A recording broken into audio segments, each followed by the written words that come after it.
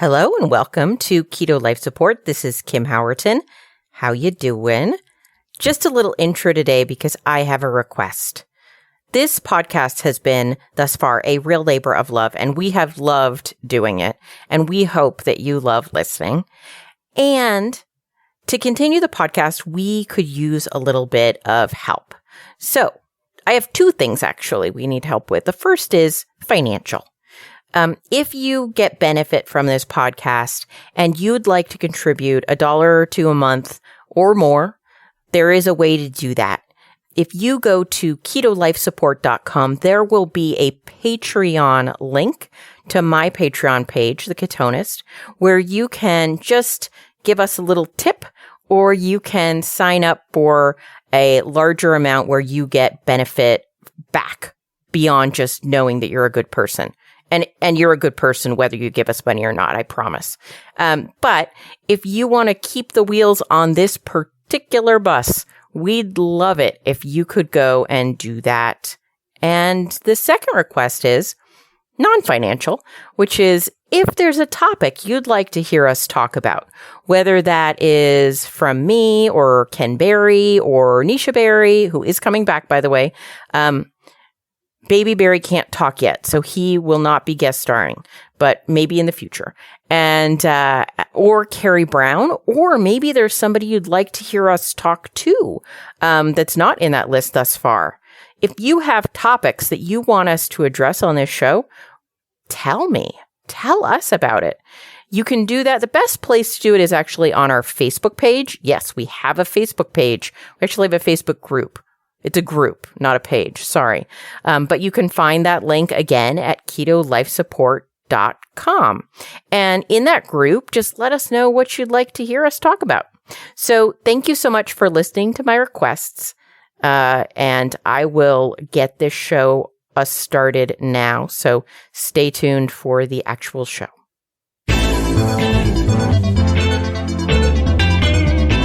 Hi, welcome to Keto Life Support, where we make your keto life sustainable, fun, and low stress. I'm Kim Howerton from theketonist.com, and I'll be coming to you weekly with some of my keto besties to bring you the practical, real-world keto advice that you need. Quick disclaimer, I am not a doctor, and even if we have a doctor in the house, he or she is not your doctor, and nothing on this show should be taken as medical advice. Always check with a trusted medical professional about your personal medical concerns. So hi guys, it's Kim Howerton and I'm here with Dr. Ken Berry. Hi guys. And we were trying to do a live, but Facebook hates me. And so that was not possible. So we just decided to record this and then I'll put it up. Yeah. So one of the questions that people sometimes have when they get blood work done is there's a thing or there's a category. Is it a category of test? Well, I don't even know how to describe it, but there's something called acute phase reactants. Is it a category? Yeah. What is it? Yeah, you could call it a category. It's not really grouped that way in the taxonomy of the lab testing hierarchy, but yeah, you could think of it as a separate kind of category because those tests really don't tell you anything except if you're in some stage of an acute phase response. And that could be an injury, that could be inflammation, or that could be infection, any of those. And then also severe physical or psychic stress could also trigger an acute phase reaction. Okay. And so these are blood markers, some of which are pretty much only markers of those issues, like right. CRP, C-reactive protein. And then others have are multi-function, like ferritin. Right. Okay. Yeah. Then there's actually there's probably 20 or 30 different acute phase reactants you can check in a blood panel. Some go up in the midst of an acute phase reaction. Some go down in the midst of an acute phase reaction. And your doctor may very well check a variety of those, but by far and away, 99% of doctors, when they think of acute phase reactant tests, they're going to be talking about a CRP which is or an HSCRP, which is a C-reactive protein, or an ESR, which is erythrocyte sedimentation rate, or some people call that a SED rate. That's far and away the test that the average doctor is going to check to see if you have injury, infection, inflammation, autoimmune flare-up, and that sort of thing. Okay. And so when we've got our panel of suggested tests for an annual visit, there are several of those that are going to either be a direct acute phase reactant, like the ones you just mentioned, and then there are also sort of indirect ones where if they're out of range, it might not mean what you think it means. That's exactly right. And the next two most common are going to be ferritin and homocysteine. And ferritin and homocysteine are specific tests for specific things. And the way you could probably think about it is they can be falsely elevated if you also have infection, inflammation, injury, or stress. And so just because they're elevated doesn't mean the thing that would normally mean. It could also be an acute phase reaction to the infection, inflammation, injury. Got it. So ferritin is checking in its original purpose. It's like on-brand purpose is checking correct me if I'm wrong, the absorption of iron? Yeah, ferritin, it's actually giving you a kind of a feeling of the iron binding capacity, the iron carrying capacity, and some doctors use it to see and they'll say, I checked your ferritin, it's low, therefore you have iron deficiency anemia. And that's a stretch really to use it in that way. It does speak towards iron transport and iron levels, but it's not a direct reflection. There are other tests for that. And then homocysteine is in its own right is used to check specific other things, but then it can also be falsely elevated if you have an acute phase reaction going on in your body. Got it. So an example might be if somebody got their iron level and their ferritin tested and their iron level was low and any iron markers they got tested were low to normal, but their ferritin was really high. What would the possible assumption be? Yeah. And so that would rarely be congruent with the other findings. And so then you would start searching, like, have you had any recent illnesses? Have you had any fever lately? Any runny nose, sniffle, cough, diarrhea? Have you been under a load of stress? Have you injured yourself lately? Or do you have, is your eczema really flared up, or your psoriasis or some other autoimmune condition? Is something flared up or reacting? And that could give you that falsely elevated ferritin level. Got it. And so why do we care about acute phase reactants, like if someone's getting an annual blood test? Well, and so the answer to that can range from we don't care to we do care. And that sounds obtuse, but that's literally the truth. So if you came to me and you had an autoimmune condition, and very often doctors will use the CRP and the SED rate to kind of follow how flared up your autoimmune condition is, right? Mm-hmm. It's very common. But if you stubbed your toe 2 weeks ago and broke your toenail and now it's infected and your CRP and your SED rate are elevated, that you see how that picture is completely clouded. I can't use those tests in that clinical scenario. I can't use those tests to speak to how flared up your immune system is or not. I'm blinded by the other infection, inflammation, injury. And so sometimes the CRP can't, if everything else, all else being equal, you can use it to kind of follow autoimmune conditions and to what degree they're flared up. But if there's anything else going on, it can quickly muddy the water. And then all you know is you got a high CRP, but you really don't. And so the SED rate and the CRP are very indiscriminate. They tell you something's going on somewhere, but they don't tell you specifically about any specific thing. Got it. So it's more a check engine light. It is definitely a dummy light of lab tests. Yes. Right. And then also with that being said, if somebody has a persistently, chronically elevated SED rate or CRP, then that becomes a dummy light that you really want to check on. Why is it chronically elevated? Then you start worrying about chronic inflammation, and you have to go on the search for that. But just a random elevation in CRP or erythrocyte sedimentation rate or ferritin or homocysteine, just a random one-time elevation doesn't mean anything really in the big picture. You can't really hang your hat on that at all. Right. It might be that you almost caught a virus, but your immune system battled it off, and so you didn't end up in the symptom stage, but you were kind of sick for a day or two. Exactly. You just felt kind of yucky for a day or two, but you never really got sick. That's enough to elevate your CRP. Yeah. Okay. So, what else do you think people should know about acute phase reactants in general? Well, if they were taking notes and paying attention to what we just said, they know as much as the average doctor already about acute phase reactants. And so they're just to know that they are not a make it or break it test. They are not, they don't prove anything. They just tend to be, they paint a picture. And so they're just one stroke of the brush.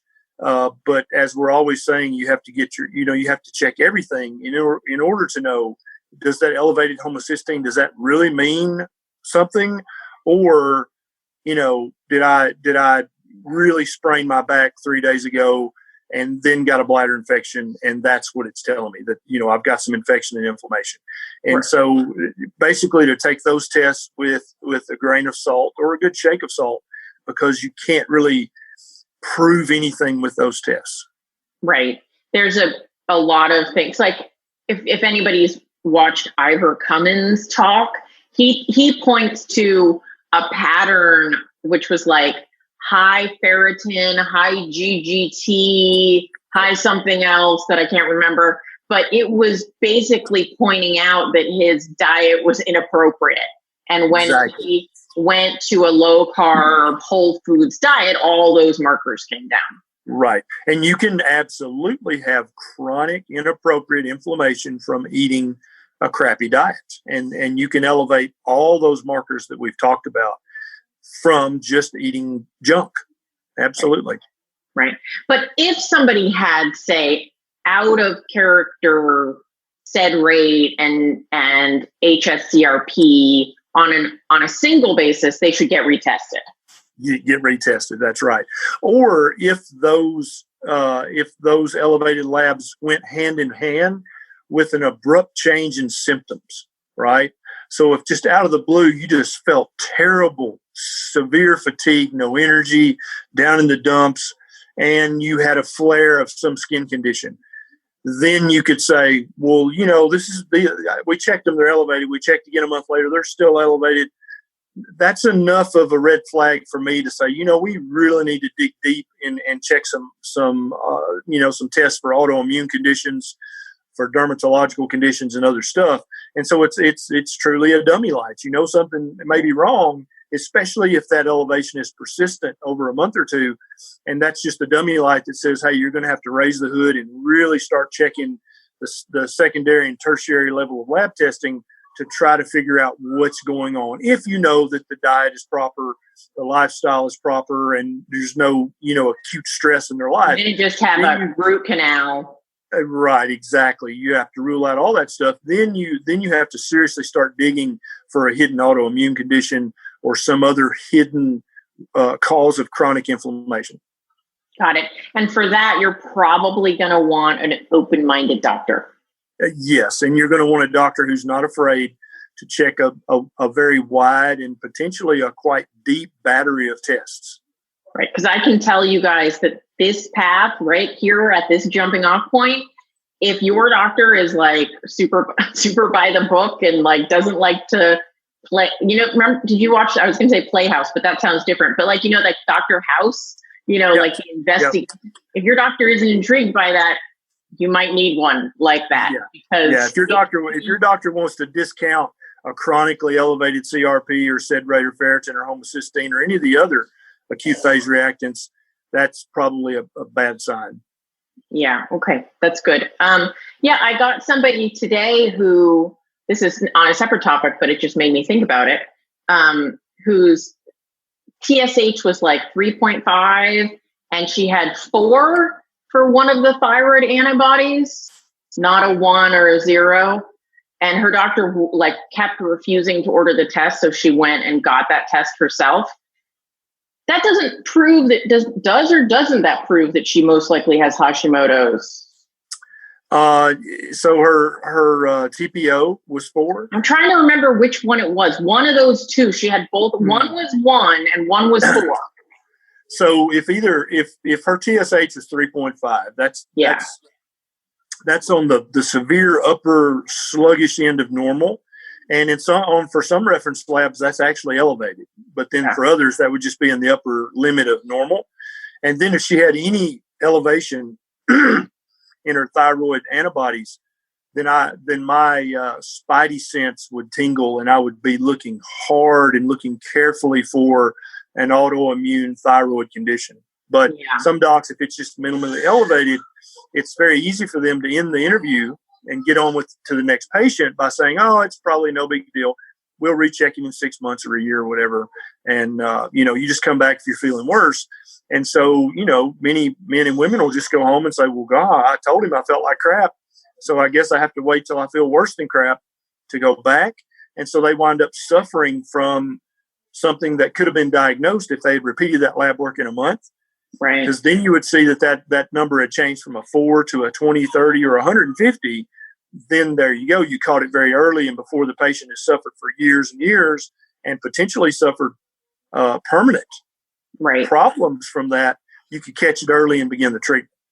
Got it. I have another thyroid question, which is, I thought I remembered this, but you can tell me if I'm inventing it, which is some people who are supplementing thyroid rather than just having a good thyroid function in and of themselves, might show a lower TSH at an optimal medication level. Absolutely. And it's actually quite common for, and it's usually in women more than men, for a woman to have, when she's on the right dose of thyroid replacement hormone, to have, and feels good. She's like, yes, that feels good. That feels like the right dose. For when her doctor checks the TSH or thyroid stimulating hormone, for it to be quite low, to be under 1.0. And if a doctor's not familiar with that and not comfortable treating hypothyroidism or thyroiditis, that can freak them out, and they can think that they're making you hyperthyroid, and they'll want to lower your medication. And so one thing that I want to empower people with hypothyroid and thyroiditis like Hashimoto's is that it is sometimes necessary to have a low TSH in order to feel normal. And if you feel normal, if you feel good, if your energy level's good, then that's the right dose of thyroid replacement hormone for you. If you take too much thyroid replacement, you're not going to feel good. Have you ever taken too much, Kim? And you just like, not yet. No, I've never accidentally doubled up. So. Yeah, hyper, and a lot of doctors have this false belief that all women want to be hyperthyroid, right? Because they think it's going to make them lose weight. Yeah, but the truth of the matter is you feel like crap when you're hyperthyroid. It's just a different brand of crap than when you're hypothyroid. And so that's why people with hyperthyroidism go to the doctor. They're like, dude, I feel terrible. Something's wrong with me. And so doctors, I think, would do well to remember that people feel terrible when they have hyperthyroid. They don't feel great. They don't feel like they're buzzing on caffeine and crack. They feel terrible. And so if it takes getting a woman's TSH to 0.5 or 0.4 or even 0.3, if she says, I feel great, I'm not anxious, I'm sleeping good, I've got good energy, I'm mentally very clear, that's the right dose for her. Don't put too much stock in a low TSH if the patient feels great. Got it. That's super helpful advice. I recently talked. Go ahead. If the patient is tachycardic, if their heart rate's 120 and they can't sleep at night and they feel tremulous and anxious, but I feel fine. No, right, and they have no energy, they tire out very easy, and they have a TSH of 0.3, then they're on too much medicine. You should back it up. But if a patient sits before you, healthcare provider, and says, I feel better than I felt in a long time, They're not hyperthyroid. They're not on too much medicine, because when you take too much medicine, you feel crummy. Okay. I've run into a few women who are either perimenopausal or menopausal. Wait, pre-menopausal, is that how it goes? Yep. Pre, yeah. Anywhere in there.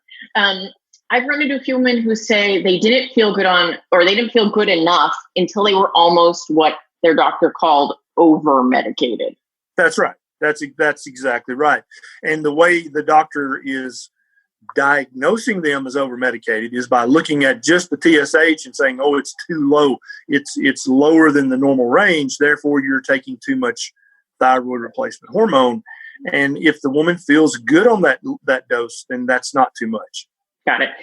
A couple of them told me almost all of their numbers, they were, except for the TSH, were in range, but were at the tippy top. That's right. And then the TSH will be in the below normal.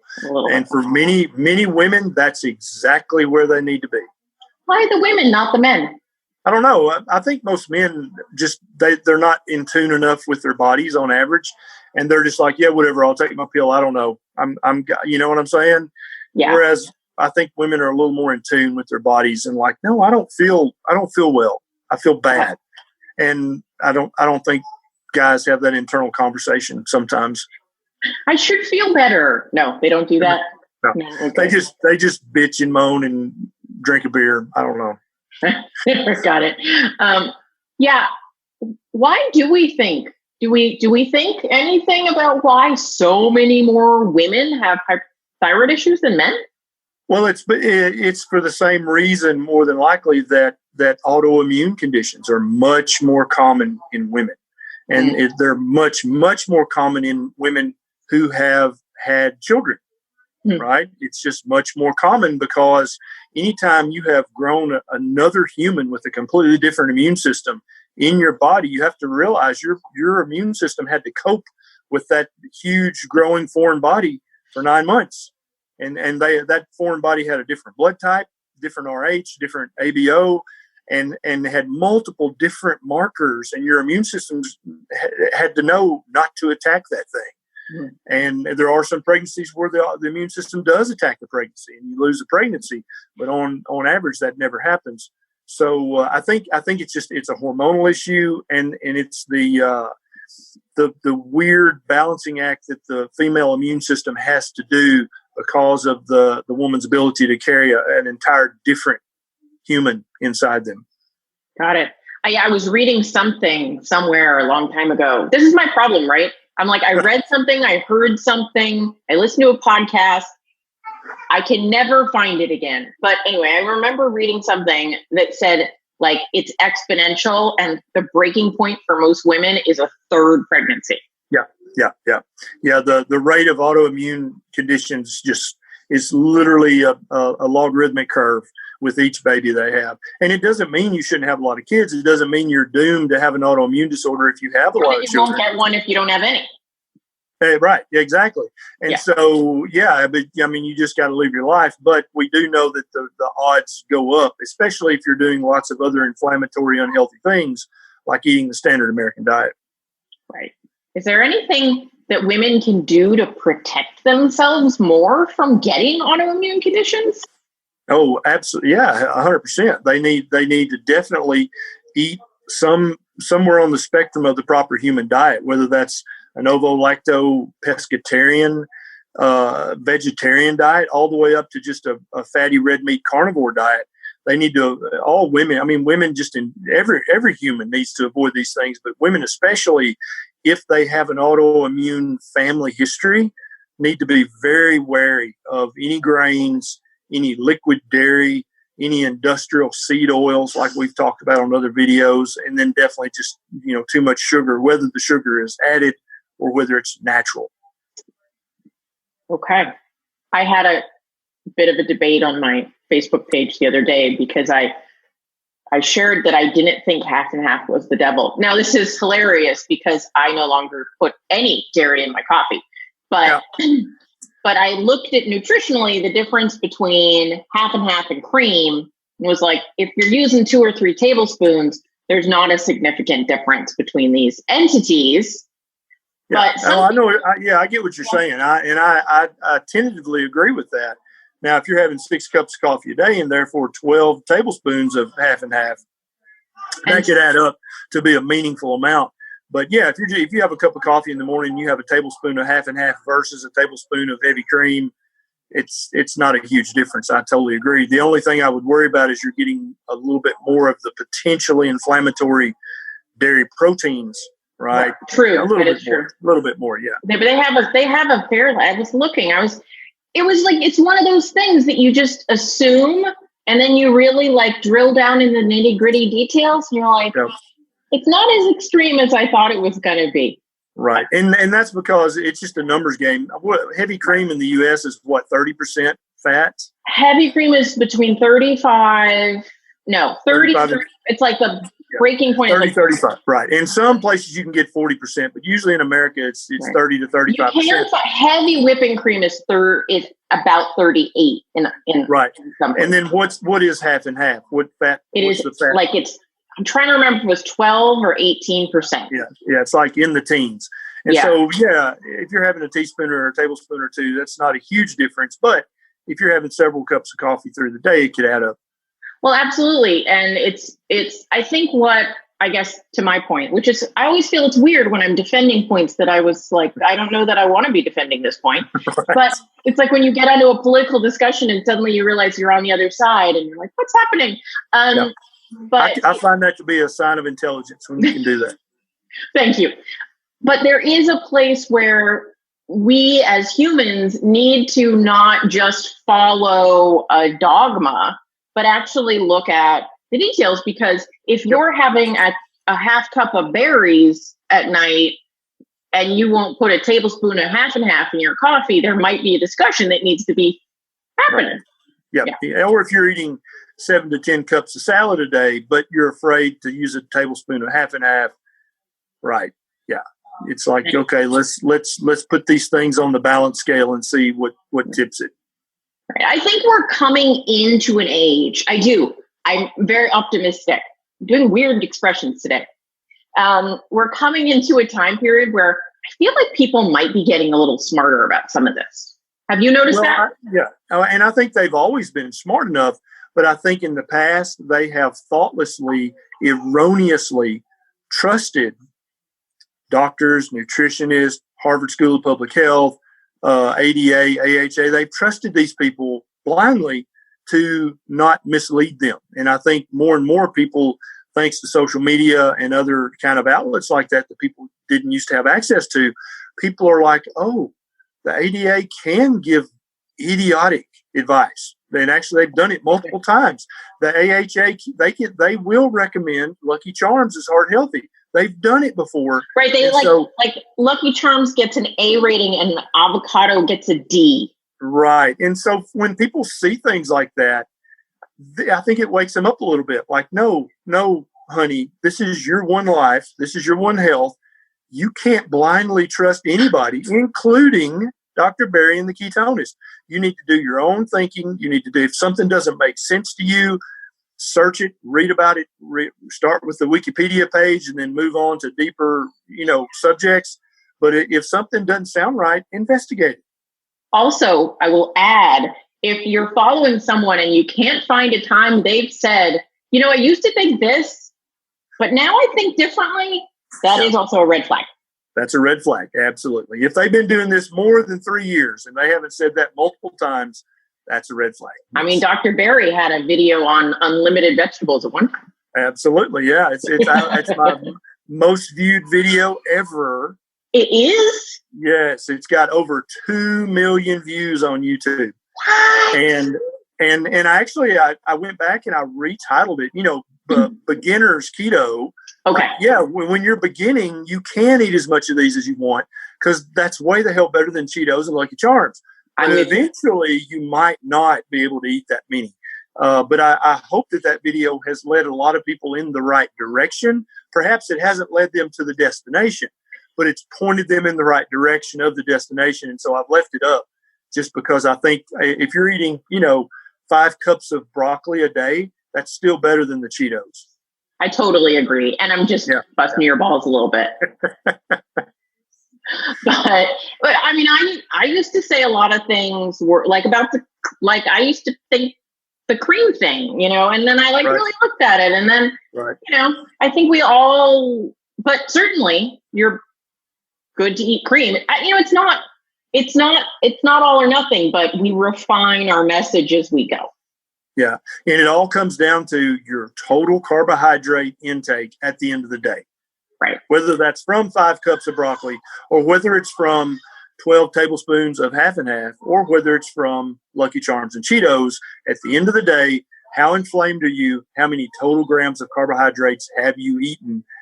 Regardless of whether the carbohydrates are green or not. For some people like Kim and like me, it doesn't matter how dark and leafy green the carb is. If we eat more than 20 grams a day, we're going to get bloaty and puffy and start to gain fat. That's just how it is. It is unfortunately true. A moment of silence for the carbs we don't eat. I think it's important that each one of us, as we go on our journey, are inquisitive. Yep. And realize that what works for you now may not work for you in 5 or 10 years. You have to realize this journey is a progressive journey. And so I'm sure you get this too, Kim. I've been keto for 4 years, and I was doing great, and then I stalled. And what I would say to every single person who's had that happen is go back and re-examine your keto. Go back and look for carb creep. Go back and like Kim did with the heavy cream versus half and half, go back and verify again in black and white with your own eyeballs, how many total grams of carbs does this have in it? And then also realize that when you get 5 years older than you were before, you're going to be a little more insulin resistant. Just by the very nature of the human animal, as we get older, we become more insulin resistant. That just is how it is. You get older and you get more insulin resistant. And you're supposed to get wiser and other good things. There are supposed to be benefits as well. Yeah, there's supposed to be trade-offs. And so what worked for you 5 years ago may not work for you now. What worked for you when you first started keto, like eating as many of these 7 vegetables as you can hold, that may not work for you a year into keto or 2 years into keto, right? Yeah, absolutely. And, for me, like I ate a certain way, and then I learned something else, and I tried something new, and I did, somebody the other day posted in my Facebook group, Keto Life Support, everyone should be there, that they were getting so confused because there were so many opinions and so many things to do and so many people to follow, and they were just overwhelmed by, this person said you can do carnivore with just steak. This person said you can do carnivore with organ meats. This person said if you don't include organ meats, your pancreas is going to explode. And she's like, I'm so confused, I just want to give up. And that is a risk. Yeah, and so I would ask all of the adults listening to this, is giving up on your health ever the right answer? Obviously, the answer to that's no. That's never the right answer.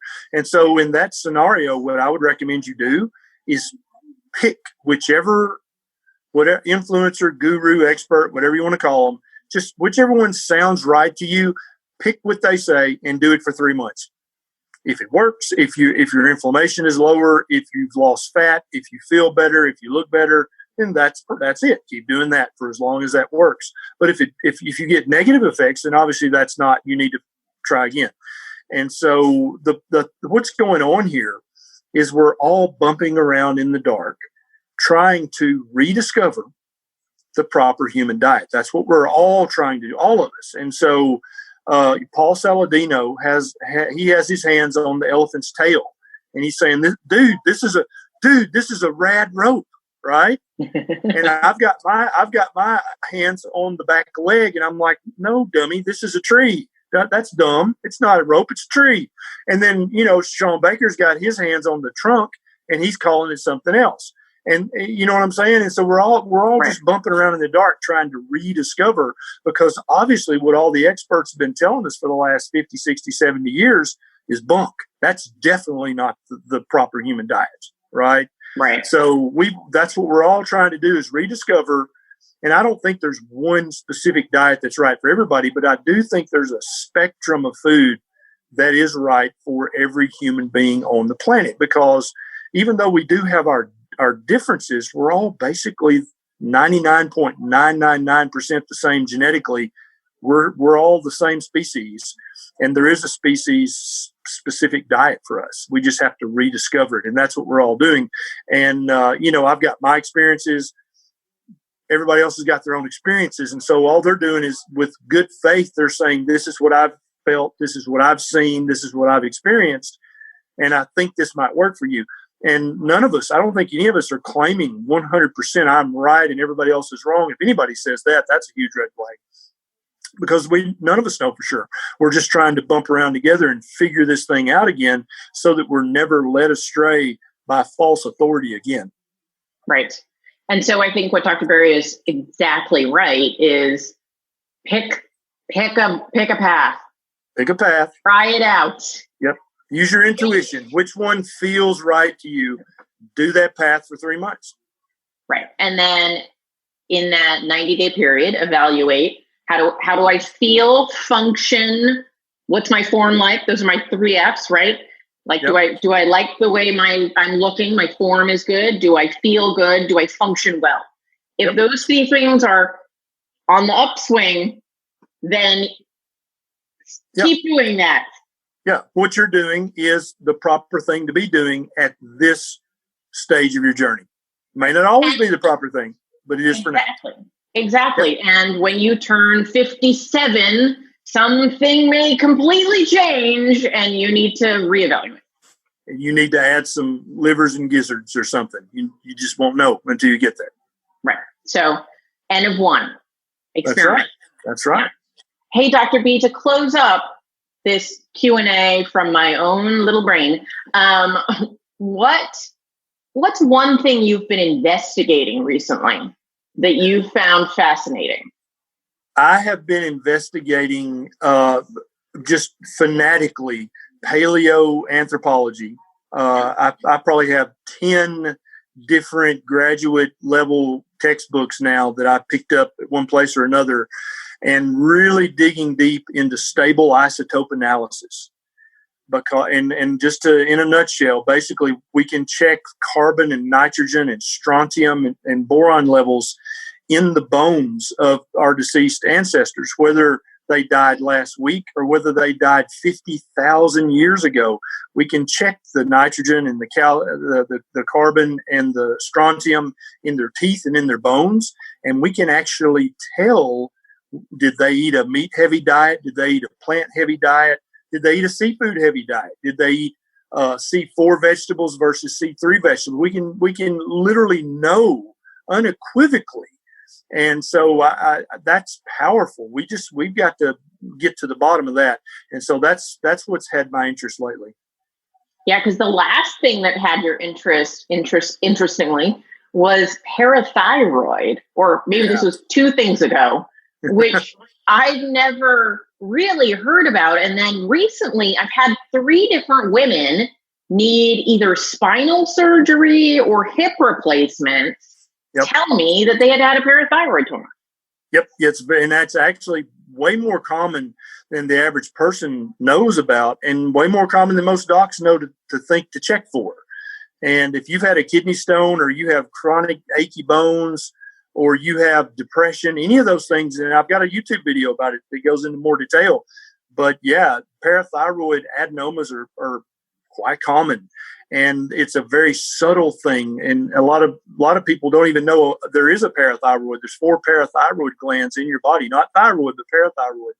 And many doctors just forget to think about that when they see that constellations of bone osteopenia, osteoporosis, so bones, stones, groans, and mental moans. That's like the old mnemonic they taught us in med school for hyperparathyroidism. And it's more common than the average healthcare provider thinks. Yeah.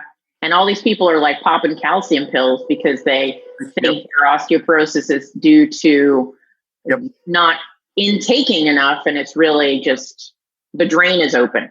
Exactly right. You got it. Yeah. All right. Well, thank you for taking the time. I know you've just arrived in San Antonio. What are you going to do there? we're going to go to the Alamo, and we're going to hang out with Nisha's family.